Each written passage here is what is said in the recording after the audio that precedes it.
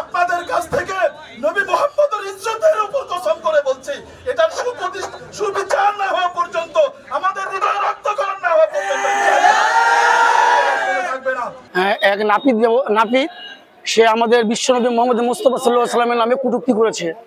তার জন্য আমরা ওখানে গেলাম, ওখানে যে তাদেরকে জিজ্ঞাসা করলাম, জিজ্ঞাসা করার পরে ওনারা স্বীকার করছে। আমরা বলছি কিন্তু এইভাবে বলিনি, হ্যাঁ কিন্তু বলছি, আমরা এগুলোই বলছি কিন্তু আমরা অন্যভাবে বলছি। তো যাই হোক, ওখানে তাদেরকে উত্তম মধ্যম দেওয়ার পরে আমাদের যে লালমিয়া সদর থানার খবর দেওয়া হয়েছে, সদর থানা থেকে যে তাদেরকে গ্রেপ্তার করে নিয়ে আসে থানা আনার পরে আম জনতা মুসলমান যারা আছে, আমাদের মুসলমান ভাই সবাই এখানে আসছে।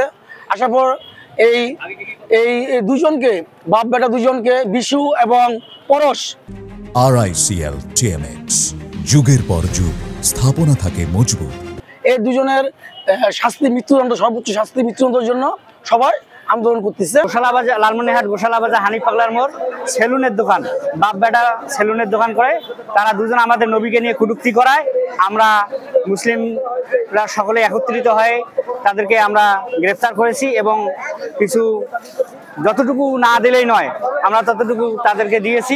এবং আমাদের পার্শ্ববর্তী থানা লালমনিরহাট থানা থেকে প্রশাসন গেছেন এবং তাদেরকে নিয়ে এখানে নিয়ে আসছেন। বর্তমান থানায় আছে। আমাদের সর্বোচ্চ দাবি তাদের মৃত্যুদণ্ড।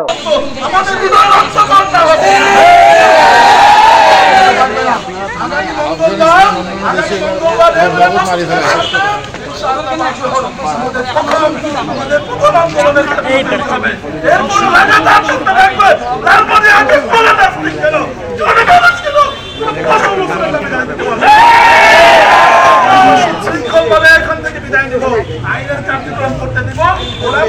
প্রতিনিধি এখানে আছেন, যুবকদের প্রতিনিধি এখানে থাকার জন্য বলছি, আপনারা মেহেরবানি করে থাকেন, আর মেহেরবানি করে আল্লাহর রাস্তায় আপনারা ধীরে ধীরে রাস্তা যান।